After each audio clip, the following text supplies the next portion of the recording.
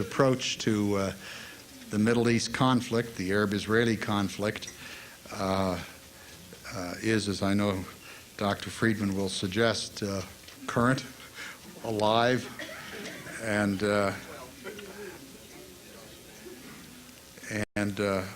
for some people a great mystery.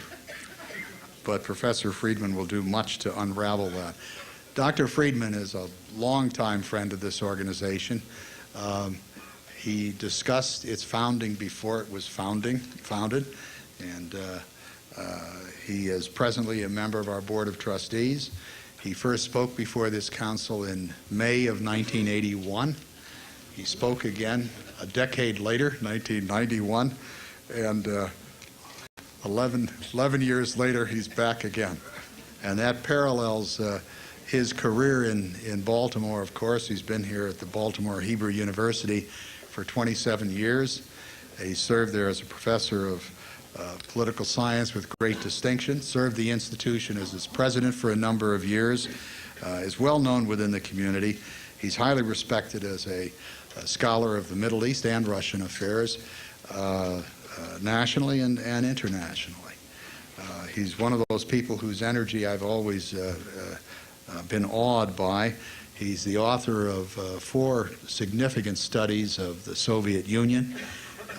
He's currently working on a soon-to-be-published work on the Russian foreign policy since the fall of the Soviet Union.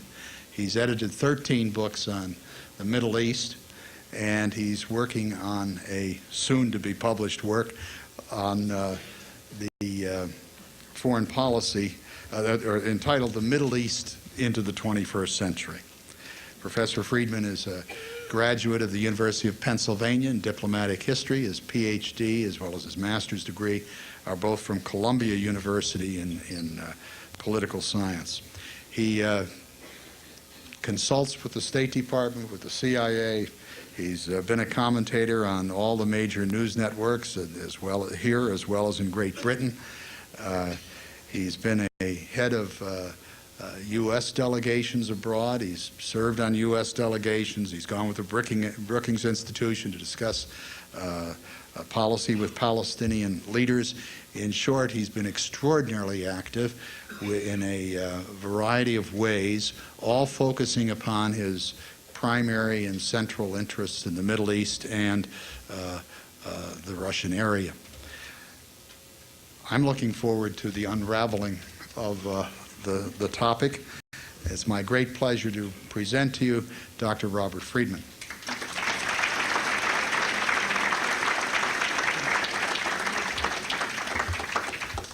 Thank you very much, Frank. I must compliment Dr. Byrd on his magnificent timing of my lecture. Obviously, he knew something a lot of us didn't know, that in the 24 hours before the lecture, we would have a UN resolution dealing with the Middle East sponsored by the United States, a statement by the President of the United States about the Middle East, and General Zinni beginning his negotiations on a ceasefire, and I congratulate Frank for that. What I'd like to do tonight, and let me immediately confess my political leanings, because I do believe in truth in advertising. I am a liberal Democrat who did not vote for George Bush. That having been said, I'm doing my best to understand Bush's policy toward the Middle East, and let me suggest this, that Bush has been attacked frequently for his hands-off policy toward the Middle East. What I'd like to do tonight is try to explain the rationale why he had the hands-off policy. And what we're seeing literally as we speak tonight is the third spasm of the United States in trying to get involved in the Middle East. The first, of course, was after the Dolphinarium suicide bombing in June of 2001, where Mr. Tenet and Mr. Powell went without success. The second was the first Zinni trip after the president had invested a lot of his prestige, and that was a failure, and now we're trying for the third time. So there are a lot of patterns that repeat themselves in the Bush administration's policy toward the Middle East. But let me start off by suggesting The United States has multiple interests in the Middle East. I'm not going to give any priority to these because these do change over time. But let me suggest they're as follows. Number one, maintaining the flow of oil at reasonable prices. Number two, keeping Israel alive, well, and secure. Number three, keeping a number of Middle East regimes who are friendly to the United States in power, not overthrown. And we're talking about particularly the Saudi regime, the Egyptian regime, the Jordanian regime, and the regime in Turkey. Fourth is maintaining access to strategic communication routes. And I should mention, I have a lot of my students here from UMBC, as well as Baltimore University tonight, and they've heard this before, so this will be on the exam, so please write it down carefully. The fifth interest is obviously the fight against the spread of weapons of mass destruction. The sixth interest is to ensure the fight against terrorism. And the seventh, and I think very legitimate, is to secure wherever possible access for American business to the region. Now, these are multiple interests, even for a great power like the United States, and it's sometimes very tricky to keep them in balance. And ideally, if you're working on a peace between Israel and the Arabs, then it's a lot easier to go after these other interests. And I think this is something the Clinton administration understood. I think the Bush administration has not yet quite grasped this. But let's start with the memories of the Clinton administration. Remember what happened. Clinton was seen as very heavily involved in working out the Middle East peace process. That's actually not fully correct. If you look at Oslo I, signed in September of 1993, that was something the Israelis and Palestinians did almost entirely by themselves. The U.S. was the cheerleader on the White House lawn. Similarly, the Israeli-Jordanian peace agreement of October 1994, the Israelis and Jordanians worked that out. Again, the U.S. was the cheerleader. Mr. Clinton was there in the Arafat on the border between them. Then again, Oslo II, which gave the Palestinians control of the major cities except for Hebron in the West Bank. This was negotiated directly between Rabin, the Israelis, and the Palestinians. The problem came after that, after the assassination of Rabin and after the 4 terrorist attacks in February and March 1996 that Hamas and Islamic Jihad took credit for. The Labor Party, which was pushing peace, was ousted and replaced by Likud under Netanyahu. And Netanyahu and Arafat simply did not get along. There became a huge gulf between them, reinforced by the fighting that took place after the opening of the Hasmonean Tunnel near the Temple Haram Mount at the end of September of '96.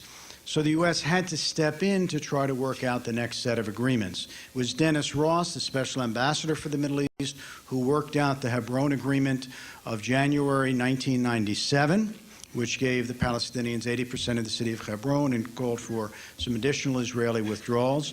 But the peace process stagnated there. And it took the full efforts of the President of the United States at the White Plantation in October of 1998, an hour from here, on the Eastern Shore, to try to get the talks going again. And it was successful, except that Netanyahu's government soon collapsed, and you had new elections bringing Barak to power. Now, Barak used the offices of the President of the United States very heavily, first to try to work out a peace agreement with Syria, which failed in January of 2000. Then he worked to bring the Palestinians together with the Israelis, did Clinton, at Camp David II, which turned out to be an abject failure. At that point, Arafat, and there are different histories already being written as to what really happened at Camp David. The Israeli thesis is, well, we offered them control of part of Jerusalem, we offered them almost the entire West Bank, and they didn't accept it, and at the last minute they threw in questions about the Jewish claim to the Temple Mount, and they said all refugees have to go back to Israel proper, which would have destroyed Israel as a Jewish state, which means Arafat wasn't serious about negotiating. From the Palestinian interpretation of what happened, Arafat was given a take-it-or-leave-it situation by a brusque Barak. In any case, negotiations failed despite 2 weeks of very scarce presidential time on the part of Clinton. Clinton tried again after the Al-Aqsa Intifada broke out in October of the year 2000. He brought the two sides together to Sharm el-Sheikh, and Arafat refused to stop the violence. The only thing that came out of that was an agreement for former Senator Mitchell to set up an investigatory commission as to what happened. Then in December of the year 2000, Mr. Clinton came out with this grand plan for peace, which in my view is quite a good one, where he said, look, the Palestinians should have virtually all of the West Bank, except for some minor swap areas, but all refugees have to go back to the new state of Palestine, not to Israel proper. This was rejected by the Palestinians with some of Arafat's, not Arafat himself, but some of his members of his team saying rather uncomplimentary things about Clinton. Now, that's what greeted Bush when he came in. A huge effort of presidential time, which got nowhere and embarrassed the President of the United States to start with. Now, even if Bush had wanted to get involved, you know, this would stare him in the face and say, hey, this is not for me. But it was more than this. As we know, he came into office by virtue of some hanging chads that didn't quite hang all the way in a very, very, very disputed election. He came in with minimum political capital. And a president, as I think many of you know, needs to conserve the political capital for what he really wants and wants to push for, such as getting rid of the ABM treaty, for the tax cut, et cetera. He wasn't going to expend that limited political capital on something that looked like a no-win situation, which was the Israeli-Palestinian situation, clearly looked like in January of the year 2001. Add to that very quickly he lost control of the Senate as Mr. Jeffords switched. So you have a situation where, despite all the expectations of the Arabs, who remembered his father pressuring Sharon and Shamir on the settlement issue and expecting, you know, King George II, as they sometimes refer to him, doing the same thing, they simply misread totally the political situation in the United States. And Bush made it very clear from the beginning, as did Colin Powell, we are here to assist, not insist. At the end of the day, the two sides must come to an agreement themselves. That's what he said. And that was American policy, really all the way up until May of 2001. Now, Sharon comes to the United States in March of 2001, and George W. and Sharon get along grandly. Remember, Sharon has an interest in an ABM system protecting Israel against missiles coming from Iran, Iraq, and Syria.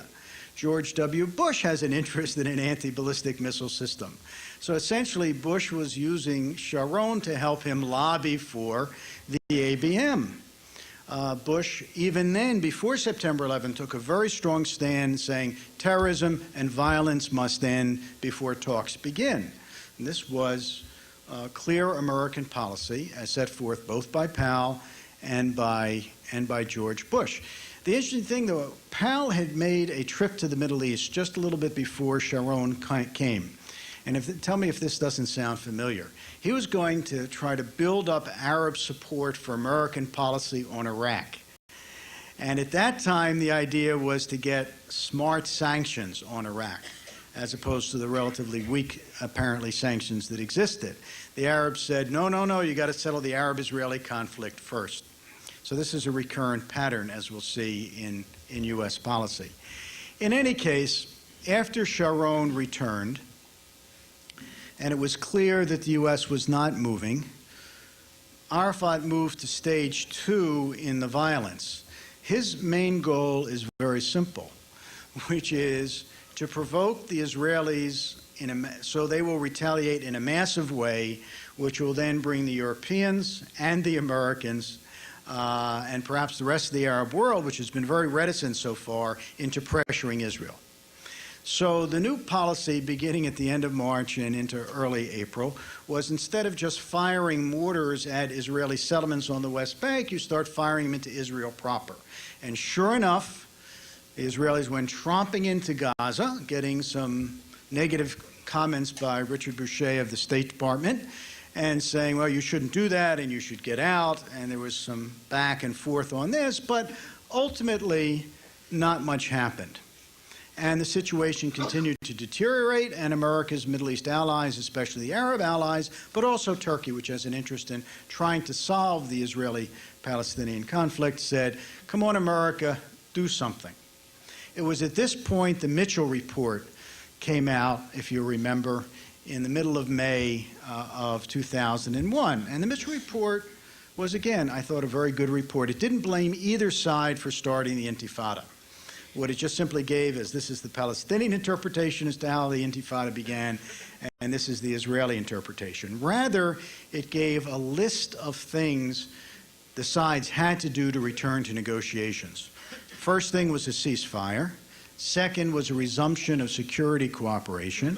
Third was confidence-building measures, which meant on the Israeli side, stopping of expanding settlements. On the Palestinian side, stopping of the rather vile incitement, which was both anti-Israeli and anti-Semitic. And then you can resume negotiations. Sharon said, okay, we're ready to have a ceasefire. Arafat said no. Until June 1st, and that was when a suicide bomber blew up 21 young Israelis at the Dolphinarium on the Tel Aviv seacoast. Just at that time, Joschka Fischer, who's the activist foreign minister of Germany, was in Israel. He literally grabbed Arafat and said, either you accept the ceasefire now or forget about any help from the EU. And the European Union is the main financial backer, by the way, of the Palestinian Authority. So what happened was the Palestinian Authority and Arafat said okay to a ceasefire. And, of course, Sharon said okay to a ceasefire. But Hamas rejected the ceasefire, and so did the head of the Tanzim, which is Arafat's little private army, rejected it. Marwan Barghouti said, no, we're going to go on and fight. Now, you can argue Barghouti is trying to manage the second Intifada as a means of succeeding Arafat. That's what he hopes to do. Be that as it may, the ceasefire almost immediately began to unravel. At this point, the Bush administration sent George Tenet, the CIA chief, to the Middle East to work out in detail the work plan, quote unquote, for a ceasefire. And when that became to quickly unravel, the president sent a bigger gun, which is Colin Powell, to try to save the ceasefire, and that was a failure. So by the end of June 2001, the Bush administration, reluctant to get involved in the first place, that it's hung its hat on the Mitchell Committee report as maybe a tool to move the peace process forward, had invested the prestige of sending Tenet and Powell there, and it failed. And Bush probably went back and said, I knew this was going to happen. I was pressured into it. I don't want anything to do with it. So, all right, Europeans, EU, you try. So the Europeans then stepped up their efforts, but didn't bring a ceasefire. There were some more terrorist attacks, including the one at the Sbarro pizza parlor in Jerusalem. The Israelis began to retaliate increasingly with selected assassinations. Now, the U.S. reaction to the selected assassination policy of the Sharon government was an interesting one. The State Department denounced it, but Vice President Cheney said, if these people are out to set bombs and kill Israelis and you get them first, that's certainly understandable. This was just one example of the many splits that perhaps we could go into in the Q&A afterwards within this administration, where you have Powell as one center of influence, Cheney as another, Rumsfeld as a third, Condoleezza Rice as a fourth, and so on and so on. And they're not always, to put it mildly, in coordination. Anyway, the situation went from bad to worse to worse to worse. And by September 10th, the situation in terms of violence and fighting was much worse than it had been after Colin Powell left in late June. So what happens? September 11th.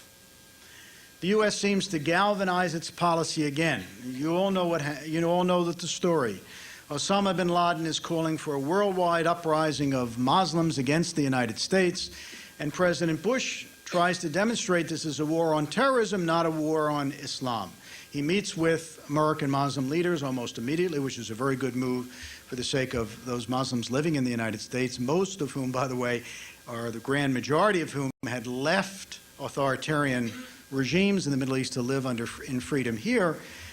But he has to go further. So all of a sudden we hear the Bush administration saying what the Clinton administration had said earlier about a Palestinian state. But there was more than this. In the first terrorist list that appeared, remarkably, Hamas wasn't on it, Islamic Jihad wasn't on it, and Hezbollah wasn't on it. The question is why? Well, among some Arabs, these are not seen as terrorist organizations, even though they deliberately kill civilians, which is my definition of a terrorist, but as national liberation movements. And at this point, as Colin Powell was trying to build a coalition, they obviously didn't want to offend certain Arab sensibilities. Sharon took this very badly. He said very bluntly that we Israelis are not Czechoslovakia in 1938. We aren't going to be literally stampeded into suicide. And there was some rather strong words going back and forth between the U.S. administration and Sharon. However, things began to change in November when the locus of American strategy in Afghanistan shifted from Colin Powell's attempts to build a coalition, which was not particularly successful in the Muslim world, especially in the Arab world, to Donald Rumsfeld, who argued for heavy carpet bombing to turn the war around. And Rumsfeld won, and the war did turn around, and turned around very rapidly. Where Colin Powell was urging the Northern Alliance, you might remember, don't take Kabul, don't take Kabul, don't take Kabul. And the Northern Alliance went ahead and did it, and Rumsfeld was urging him to go ahead and capture Kabul.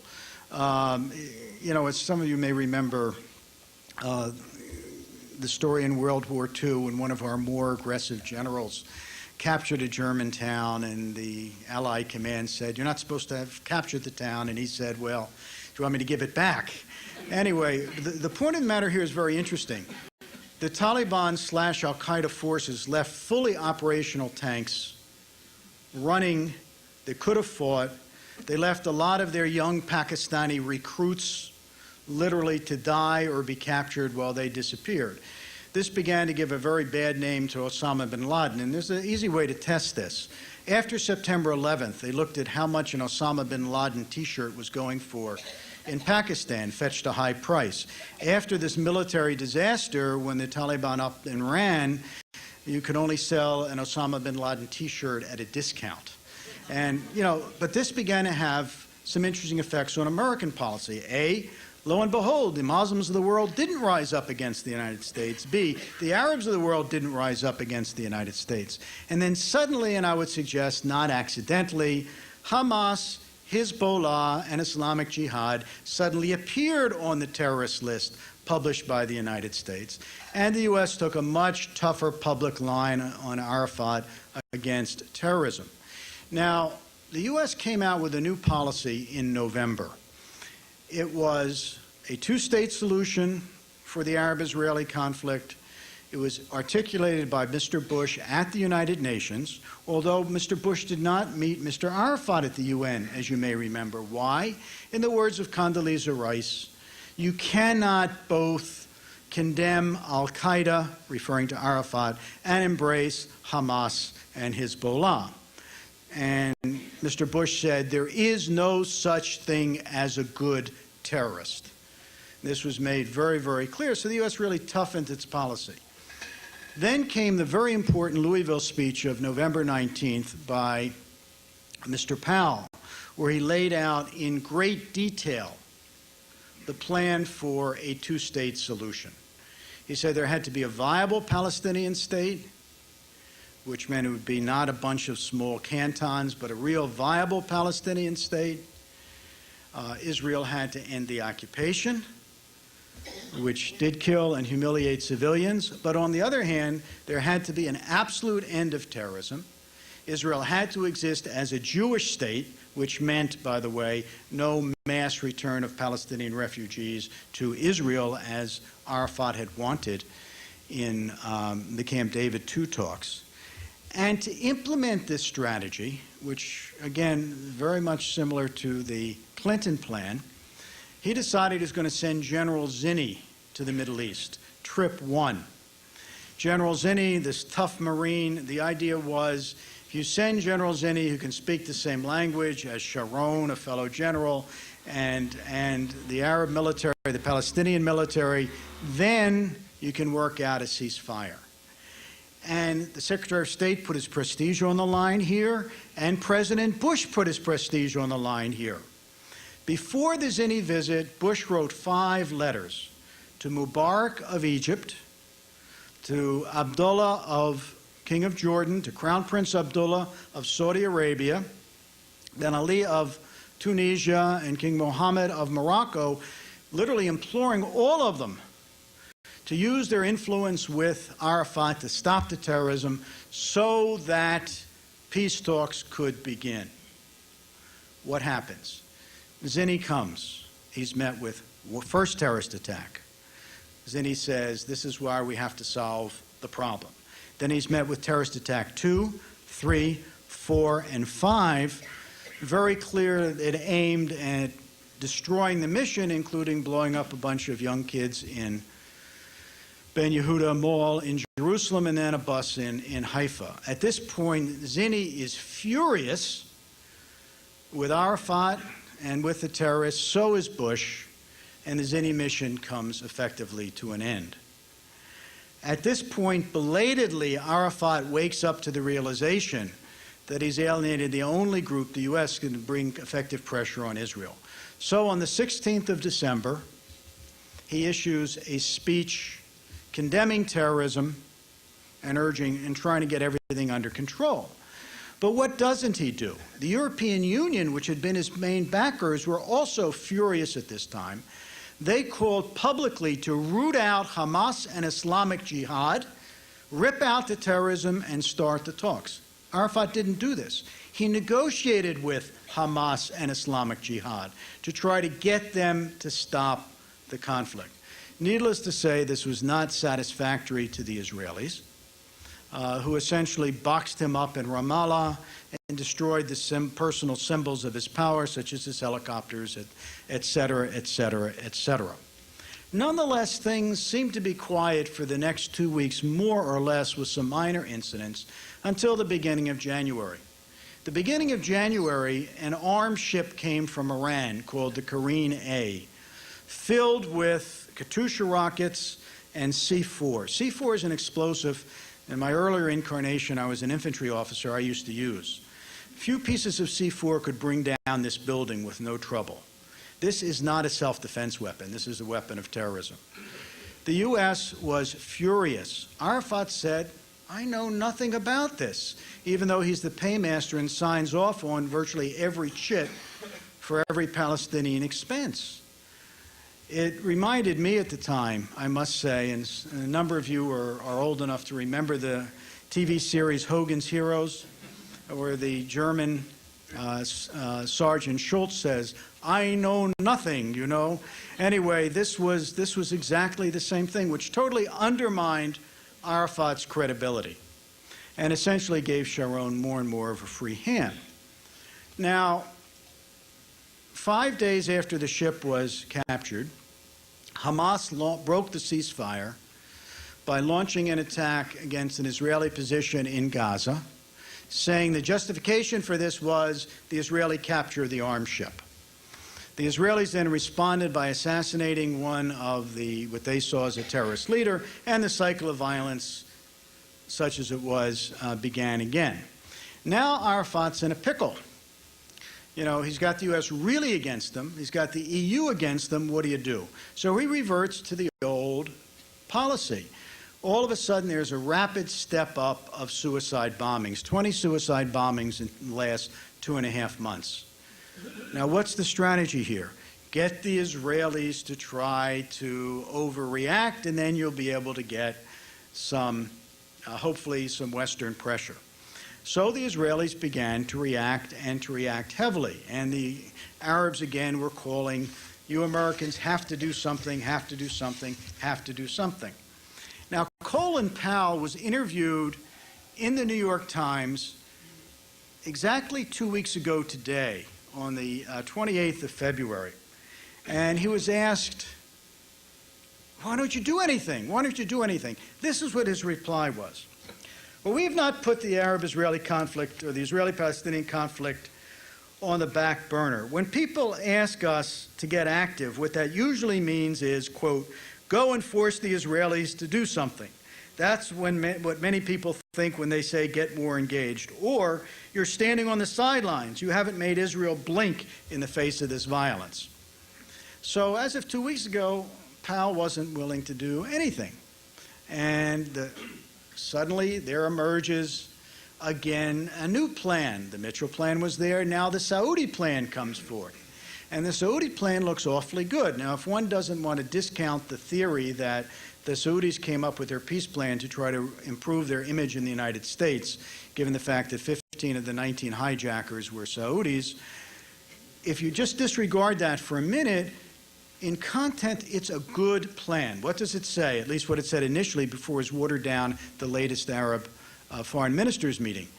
It said that in return for Israel going back to the 67 borders, which then allegedly could be negotiated a bit, according to first Tom Freedman and then Henry Sigmund in their op-eds in the New York Times, in return for this, all the Arab states will have normal relations with Israel. That means an Israeli flag flying in Riyadh, Saudi Arabia. And if you don't mind me mixing my metaphors, this would make kosher for the Islamic world peace with Israel. And it also would do another thing. Arafat, by calling the intifada, the Al-Aqsa intifada, and saying it was for the haram, had injected religion into what had been a nationalist conflict. What the Saudi plan would do is take religion out of the conflict. Another very good outcome. Well, the U.S. began to move ahead and embrace it. But meanwhile, while this is going on, the conflict, and it's one suicide bombing after another, and now the Israelis are moving into the refugee camps, which are essentially shanty towns around the West Bank and in Gaza. And they use more and more violence, and they said, look, if we're going to get hit by suicide bombers, we're going to go into these refugee camps and rip out the places where these bombs are made and where these Katyusha or mini Katyusha rockets that are fired against Israel are. In the process, a lot of civilians got killed. Ambulances were interfered with, but the Israelis are saying, look, we've got to finally stamp out this terrorism. Then, of course, while all this is going on, the Bush administration decides we're really now going to gear up and hit Iraq. So Vice President Cheney embarks on a major trip to the Middle East, and he wants to push the war against Iraq. But just like Powell in February of 2001, when he went to try to smart sanction Iraq, Cheney's faced with an escalating Arab-Israeli conflict. Come on, you got to do something. And obviously, there was a big battle within the bureaucracy in Washington, because last Thursday at 12:30, Ari Fleischer, who is the spokesman for President Bush, said General Zinni wouldn't be going. In the words of Powell, he'd just say the week before in the same interview, I could go to the region tomorrow if a purpose would be served. I'd go there every week if there was a purpose to be served. But I can't just go there if there isn't a purpose to be served. And I can't send Zinni there if there's not a purpose to be served. But suddenly, the U.S. changed its position almost instantaneously. You could argue bureaucracy didn't work very well. But I think Cheney realized that if you're going to move the war against Iraq, you needed a cover.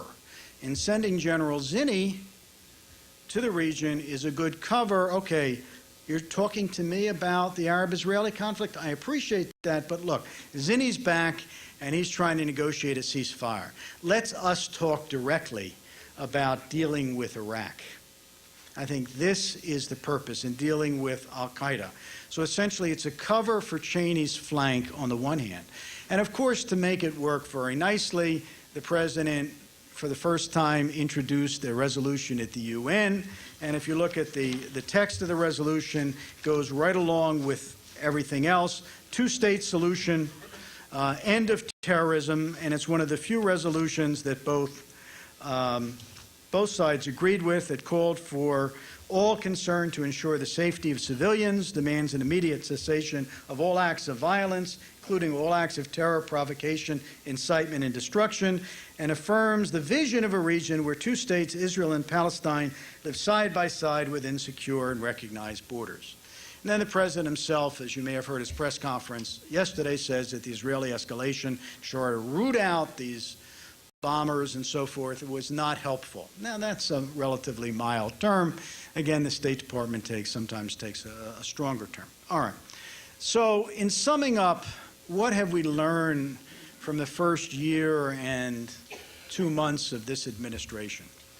One, the administration really didn't want to get involved in the Israeli-Palestinian conflict to start with. It looked to them as a lose-lose proposition. Clinton had spent a lot of political capital on it, and ultimately it failed. The situation was getting worse, and they didn't really want to do it. Secondly, when they did try to do it, which was sending Tenet and Powell after the Dolphinarium terrorist attack in June of 2001, and sending Zinni in November of 2001, both were rather humiliating failures for the administration. The administration was more and more reluctant to do it again. However, because it seems to be the overriding interest of this administration now is to take out the regime of Saddam Hussein, or at the very minimum force it to accept weapons of mass destruction inspectors, and that goal was being marred by the escalation in Arab-Israeli fighting. Then the Bush administration, I think, made some gestures, the Zinni visit, the UN resolution, to literally take the heat out of the complaints against the U.S. for not being active in the Israeli-Palestinian conflict while it could pursue the war against Iraq and a larger war against terror. So, again, you may not agree with the policy of the Bush administration in many areas, but my goal tonight was to help you understand where the Bush administration is coming from. I don't think I can predict a great victory for Zinni. I think the thing to watch for, and with this I'll conclude, there's an Arab summit coming up on the 25th of March. If from the Arab summit there emerges a peace plan which calls for genuine recognition, not the slippage that's occurred by the foreign ministers, which drop full normalization for a more vague full peace, then the U.S. could really begin to pressure the Israelis in saying, look, this is your vision of peace.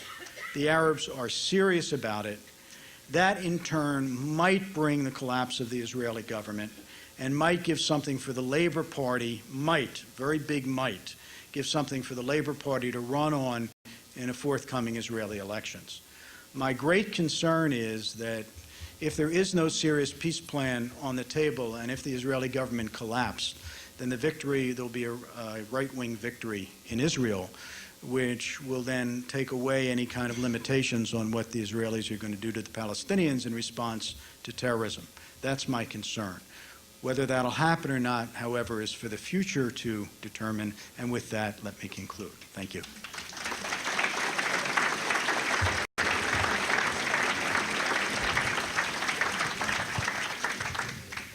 Dr. Spodak asks, as long as the youth and population in the Arab world are being indoctrinated with a hate Israel philosophy, how can you make progress? Okay, well, actually, the two parts of the question, as I understood it. The first part dealt with the Palestinian Charter. The Palestinian Charter was, in fact, abolished twice, once in May of 1996, although not to the full satisfaction of the Likud party. But the second time was after the Y Agreement of October 98. Clinton himself went to visit the Palestinian legislature when the document was essentially, even to the Likud satisfaction, was overturned. So that's not the problem. The problem is incitement for hatred, whether it's in books. Different scholars have different views as to the incitement, but certainly on Palestinian TV, the cult of the martyr, this kind of thing. This has to stop. And part of what the previous administration had done was involve the CIA and really have an anti-incitement committee, or a committee to measure incitement. When the Bush administration came in, it eliminated CIA involvement. It eliminated the position of special ambassador to the Arab-Israeli conflict with Dennis Ross when he retired. Really washed its hands of everything. And I think one absolutely necessary thing will have to be, if the U.S. gets itself re-engaged, and they're now talking about sending monitors to see that prisoners, once they're arrested, aren't let out of jail, which is a real possibility to come out of this visit. Also, that there's some sort of control over incitement of Palestinian radio and TV, and an end to the cult of the martyr. Now, you could argue, well, it's a democracy. Can't they have what they want on TV? Well, this is Palestinian government TV which is doing this. The question is, why are the Palestinians resorting to terrorism? All right, well, to make a very, very long story very short, in 1947, there was a UN declaration setting up a separate Palestinian Jewish and Palestinian Arab state in what had been the British mandate of Palestine, minus Transjordan. Essentially, the Palestinian Jews accepted it, the Arabs rejected it, and invaded. As a result of the Arab invasion, a lot of refugees were kicked out of the country or left on their own, depending as the combination of the two. Many left to get away from the fighting, but when the Arab armies were closing in, the Jordanian Egyptian army, the Israelis, fearing a fifth column behind their lines, expelled about 100,000 of them. So it's a combination of causes. So you had the refugee issue, and they went to Lebanon, they went to Jordan, they went elsewhere. No Palestinian state was set up even in the West Bank and Gaza because the Jordanians took over the West Bank and Egypt took over Gaza. Conflict continued. 1967 war, Israel captured the West Bank from Jordan, Gaza from the Egyptians. Over the next period, the Palestinian Liberation Movement, which started in 1964 technically as an appendage of Egyptian foreign policy, began to become independent, began to urge armed conflict to destroy Israel, essentially. That was a question that was raised before. Finally, in 1988, the Palestinians said, okay, we agree with the two-state solution. And that was the beginning of a period of negotiations leading to Oslo I, Oslo II, as Israel withdrew from most of Gaza and then the big cities on the West Bank, and there seemed to be a process going through. As I mentioned, it was halted to a certain extent under Netanyahu, but continued. The real cause, in my opinion, of what's going on now was a mistaken decision made by Israeli Prime Minister Ehud Barak in May of the year 2000. At that time, for domestic political reasons, the Israelis had had a small security zone in southern Lebanon, which was being used as a buffer against Hezbollah and others attacking Israel. And that had, a number of Israeli casualties had emerged as a result of that. What Barak did is, without an agreement and literally under fire, pulled the troops back into Israel. That gave the Palestinians the idea that they could be like Hezbollah. If they used enough force and violence against the Israelis, that could get them out of the West Bank and Gaza. I've talked to Palestinian kids who said, boy, yeah, we celebrated when the Israelis got out of Lebanon. I said, we can do the same thing. And when negotiations at Camp David failed, Palestinians then figured, well, negotiation doesn't do the trick. We can use force and violence the same way Hezbollah did. But the Israelis, the West Bank and Gaza, and Israel proper, where a lot of the terrorist attacks occur, are not southern Lebanon. And they began to respond in kind, and that's really what happened. I mean, make a very long story short. Can a cycle of hatred be broken? Well, look, first Clinton, then Powell, and Bush have all laid out what should be the solution, which is a two-state solution, Palestinian state living in peace next door to Israel in secure and recognized boundaries. Lo and behold, that's what the UN resolution passed last night or Tuesday night reads. Two states, Israel and Palestine, living side by side within secure and recognized borders. Everybody knows what a fair solution would be. And that's it, with the refugees returning to the Palestinian state are getting compensated. But how do you get to a solution that I'd say at least the vast majority of Israelis would be more than willing to live with, assuming there was real security, and I think most by polls of the Palestinians would like to live with, from where we are now? And I think there's got to be, quite honestly, a change in leadership. First among the Palestinians. Now, I realize the Palestinians choose their own leaders. However, you got to make the point. Arafat, I must tell you, I'm somewhat personally involved in this. When I visited with Arafat in early 1989 in Tunis, I told him bluntly, look, with your declaration of two states, you've won over maybe a quarter of the Israeli population. That is, those of the left wing of labor and the parties to its left. You've got to win over the right wing of labor and at least the left wing of Likud. Demonstrate you're really interested in peace and it's just not a trick to destroy Israel. Well, with the Oslo Agreement, he had begun to win over the right wing of labor, and even with Netanyahu, the left wing of Likud more or less went along with it. And then when he started the Second Intifada, though, trying to apply the lessons of Lebanon that I mentioned, he lost it all. He lost it all. And Sharon was elected with 2/3 of the vote. It was a huge right-wing move in Israel. Now, Sharon has not used, in the view of many right-wingers, sufficient force and violence to stop the terrorism. If there are new elections, as I told you I'm afraid of, the right wing will win. So I don't see the Israelis signing a serious long-range peace agreement with Arafat while he's in power. At the same time, I'm not sure in my own mind how serious Sharon is and if he's willing to compromise for a two-state solution. So you may need changes, and I hate to be pessimistic, but both of these are old guys. You may need change of leadership. Let me just say one thing on this. I talked to Ben Eliezer, who is the Israeli Labor Party leader and also Minister of Defense. What he mentioned to me was, and I asked him, when are you going to pull out of the government and go for new elections? And maybe we all will have some hope that this will stop. He said, if there is a serious peace plan on the table, which Sharon rejects, we will leave the government. So we have to look and see where that real serious peace plan is. The question is, what is the Israeli justification for the settlements? And then a position, how do you get them out of there? Okay. Settlements have an interesting history. When labor after 1967 came into office, it set up some settlements along the Jordan River as a means of reinforcing the military position there. And some of the old Jewish villages that had been overrun south of Jerusalem, the Gush Etzion block, were rebuilt. Then a non-laborite group of strongly religious Israelis wanted to return to the city of Hebron, where the Jewish community had been massacred in 1929 by the Arabs of the city during one of the periodic intercommunal riots. And they established a position near Kiryat Arba after wanting to get into Hebron, then moved into Hebron. But the key change on the settlements came when Begin came in 1977.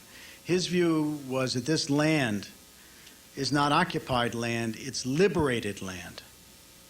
And the Jews have every bit as right to this as anybody else. Now, in my view, he did an absolutely stupid thing by pushing settlements right smack in the midst of heavily populated Arab cities. All that does is unnecessarily, there's a Hebrew word called achis, which means to deliberately anger somebody, and that's essentially what he did. And that certainly raised the temperature. But what's interesting is when Barak made his offer to Arafat in July at Camp David in July 2000, he was going to get rid of all the settlements in Gaza. They're gone.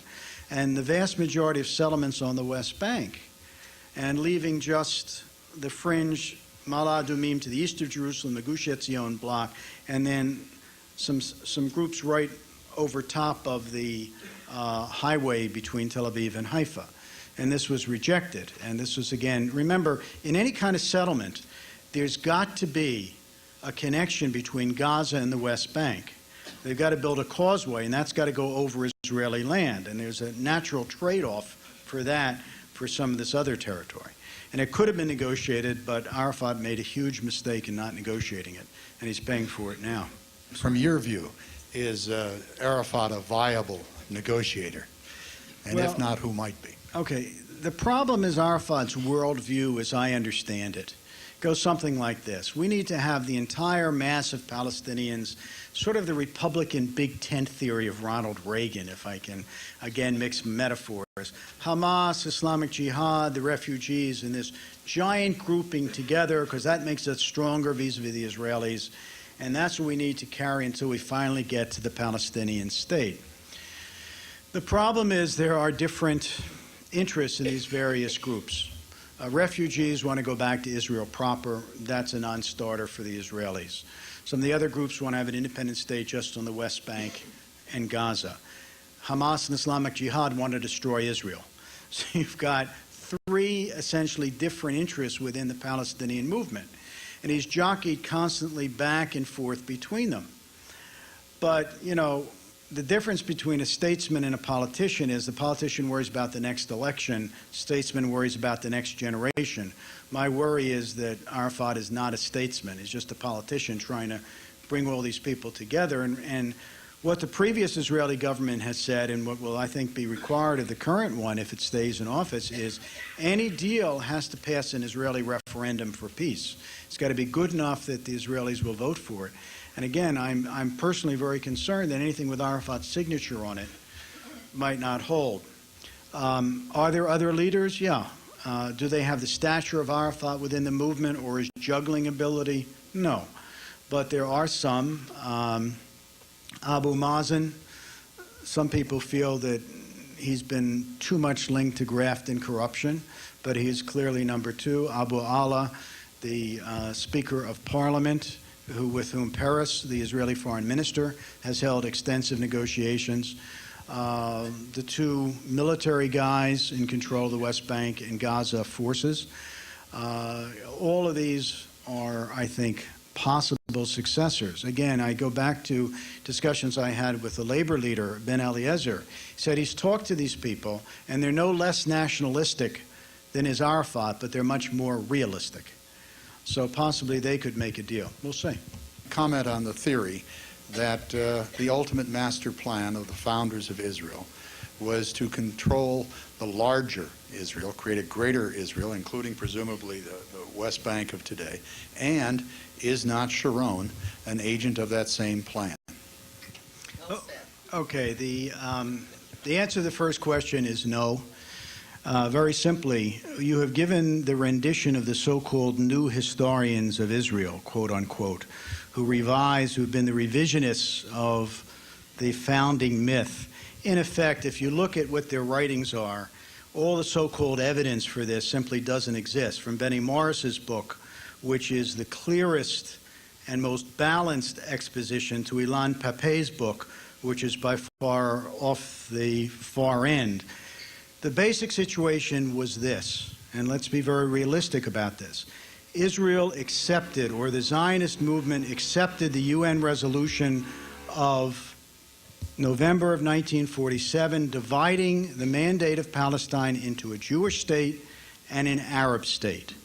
This was voted on by Ben-Gurion, who was the head of the Jewish agency, and he supported it. Then what happened? Then there was an invasion by 5 Arab armies. In the process of that invasion, Palestinians left, and there was a new political situation. Nonetheless, the Israelis had occupied part of Sinai during that war. They pulled back. They occupied other areas in southern Lebanon. They pulled back, if you want to look at the actual history of what happened. So I think your first... They didn't pull back from taking the territory assigned to the Palestinians. Excuse me. Jordan took the bulk of it on the West Bank, and the Egyptians took the bulk of it on Gaza. But let's leave that for a minute. But the reality of the situation was that when you are invaded, as Israel was in 1948, and you repel the Arab armies and you repel, then you have ceasefire lines, and that's what happened. That's the first thing. The second thing is dealing with Sharon. Sharon is a very strong individual, but one thing left out of the Uri Avneri, who is a left-wing Israeli observer, tends to forget that he ran on a peace platform in the 77 elections called Shalom Tzion. He's a pragmatist. He will do what he wants to do. When he felt that the settlements were necessary to ensure Israeli security, he built a bunch of them up. What he's doing now, or has done since he came in, was talk about essentially natural growth. There's been no new settlement built since Sharon took office. Some existing settlements have been expanded, but no new settlements. So is Sharon my choice for the prime minister who will bring peace to Israel? No. But who elected Sharon? Who was Sharon's campaign manager, sir, in the last election? It was Yasser Arafat. By pushing the intifada, following a policy of violence and force, essentially that policy of violence and force shifted the Israeli public to the right, and that's what elected Sharon. So if you want to blame anybody for Sharon coming to office, it's none other than Arafat, because Arafat was ipso facto or de facto his campaign manager. Do you think that there's anything to the idea that in the minds of some Israeli leaders, that larger entity which the gentleman suggested is there, paralleling the notion that many attribute still to Palestinians of wanting the total demise of Israel? In short, to completely answer that question, do you think there's anything to that idea in the minds of Israeli leaders? Well, the answer, I think, to that is simply go back and look at history. There had been a revisionist party that had been formed in the 1920s, which opposed the splitting of the British Mandate and the creation of the new state of Transjordan, which was carved out of the British Mandate. And there was a group on the right wing of Israel, of then the Jewish community in Palestine, led by an individual named Jabotinsky, who called themselves revisionists. Both banks of the Jordan should be ours. That whole concept has been thrown out when peace was made with Jordan. When you have the Oslo I and Oslo II peace agreements signed by the Israelis, you have the majority of the Israelis certainly in favor, at the time were in favor, of giving back Gaza that nobody wanted, and the Arab cities of the West Bank at a minimum that nobody wanted. And then the question remained, what do you do about the settlements? You had Ehud Barak in July of the year 2000 willing to give back everything in Gaza and almost everything in the West Bank. And this would have been a historic move, and sharing Jerusalem. And lo and behold, it was rejected. And if it's rejected, then you have to ask, well, why was it rejected? So while there may be a few people on the fringes who dream of something called Eretz Yisrael Hashlema, which means the full land of Israel, they currently have max 7 seats in the parliament of 120, and of those, maybe there's only one who still believes that. Unfortunately, we have to end the session somewhat close to 7:10. It was too difficult a choice in terms of the hands that went up. I apologize. I want to thank Professor Freedman for what I think has been a marvelous and educational evening.